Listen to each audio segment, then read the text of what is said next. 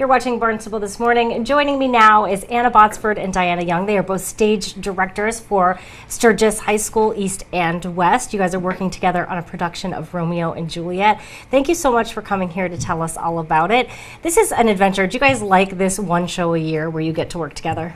Oh yeah, we love it. It's really nice to be able to collaborate and work together as opposed to kind of being the only one in charge, which is also really nice, but being able to kind of bounce ideas off of each other and work with kids at both campuses is probably one of my favorite things that we do at Sturgis. Yeah, me too, and we're a really good team. We work really well together and we have a lot of ideas, so when they come together it's passionate and fun and exciting, and then our kids get to meet each other and learn about each other and get to collaborate when they don't usually see each other every day, so that's really nice. We're one of the only organizations, the after school program, that does have both campuses collaborating together. A lot of them is two schools like in sports competing against each other, so we're one of the fewer ones that do have them working together on one project. Love it, and I think it's such a great experience for students. You know, talk to me about some of the things that students do while putting together a production of this kind, of Romeo and Juliet. I think students have even written some music, and they get to do all kinds of things in a production like this. Yeah, so for this particular production, we have a cast of about 25 to 30, and within that cast, we have a set of musicians that have created all of the music for the show, and so they have gotten inspiration from certain songs from the 1960s, and have created their own take on that, whether it's just a vamp for a scene change or an actual song for the party scene. So that's really exciting that they've gotten to take ownership over the music. Students take ownership over a lot of the aspects of the show. We are the directors, but it's very much of we're here to guide you as opposed to kind of tell you everything to do, and we'll give you ideas, but we have students who are on the stage management team, like doing a lot of the organization of everything. We have our whole technical crew is student run, so students in charge of the costumes, the set, the makeup, the props, all of that, and the students really take ownership of their acting as well. So it's really student driven. We're more like mentors and guides than directors. And sometimes how we both work as directors is we have a vision and we have our ideas, and we kind of go through the script before rehearsal and say this is kind of what we want, but then we let the kids play, and when we see something in front of us that looks really amazing, we're like, keep that, let's work with that. So we're kind of working together rather than we are the directors and you're following our direction. And this isn't going to be the typical Romeo and Juliet that everyone is expecting. You guys always have a little bit of a twist on your shows. So what is the twist for this production of Romeo and Juliet? So we're setting the show in the late 1960s, sort of mid-Vietnam War era, you know, the rise of more feminism, the change in sort of the arts, just that sort of change in culture, that counterculture. It's really funny. This interview is kind of coinciding with our school's Spirit Week, which is next week, and the decades of the 60s is often one that is a theme for Spirit Week, and everybody who gets 60s is kind of like, well, which way do you go? Do you go more towards the hippie idea, or do you go more towards the conservative, like similar to the 50s? And that's kind of the idea we're working with Romeo and Juliet, is that there are some more conservative members of the community, but then there are some other ones who are more progressive and maybe are participating in some Vietnam War protests. Our Tybalt we've cast as a girl, and so we're working with the idea of that character being female but being kind of on the rise and sort of the empowerment of females. So it's been really interesting because we have to adapt the storyline to fit that, which has been really fun thinking about our concept here. Our character of Mercutio, our vision of him has just returned from Vietnam and has actually seen what's happening in the war, and he's sort of dealing with all of that internally. And so some of his more intense moments on stage, his internal dialogue, gets pretty intense when he's thinking about what he's already experienced in Vietnam. So. And even Romeo, I think we've talked a lot about, Romeo can kind of be seen as like a frustrating character because, you know, he starts out in love with one woman and then instantly, like as soon as he meets Juliet, he goes off. So he's kind of seen as like this player, and like, how does that work? So we've even worked with the idea of, you know, the imminence of the draft and what does that do to Romeo, and how does that make his urgency for like a connection with someone really strong, because at any minute he could be sent away.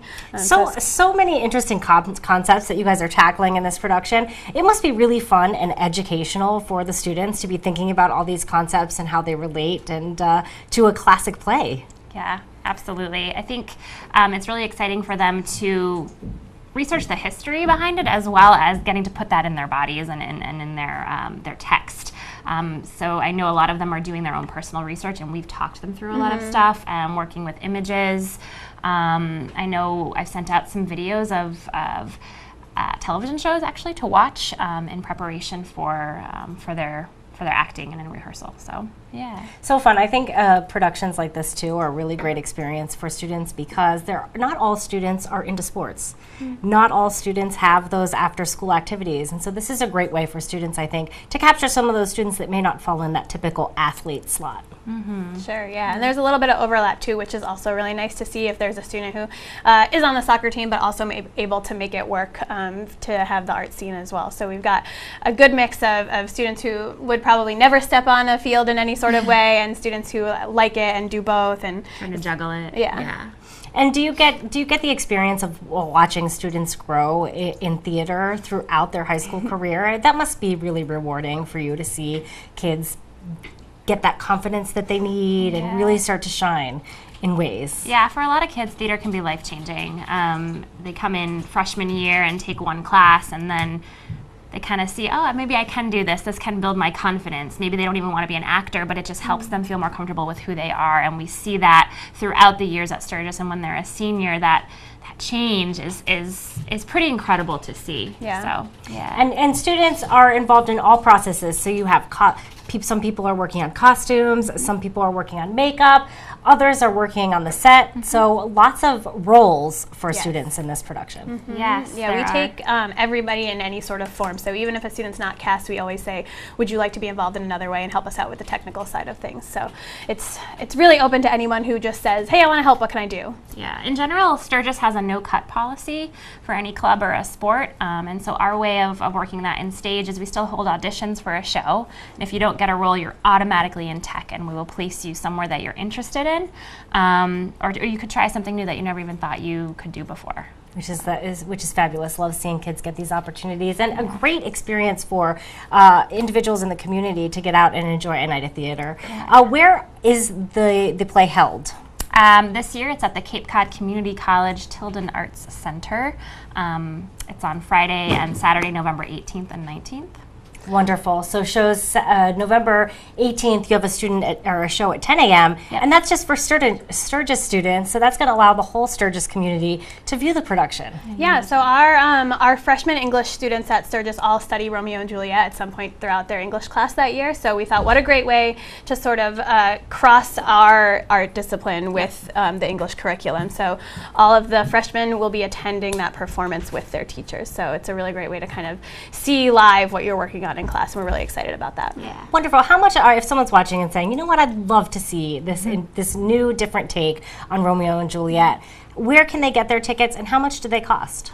Tickets they can request an order by emailing stagetix@sturgischarterschool.org. Perfect. And how much are they? $10 for general admission. If you are a student at any school on the Cape, it's $5. Oh, wonderful. That's fantastic. Again, you said shows November 18th, that 10 a.m. show for students, 7 p.m. for the general public, and then again, November 19th, a matinee at 2, and then a show at 7 as well. Thank you both so much for joining me today and telling us all about your production of Romeo and Juliet. Can't wait to see it. Thank you so much. And of course, my guests this morning were Anna Botsford and Diana Young, both directors for Sturgis.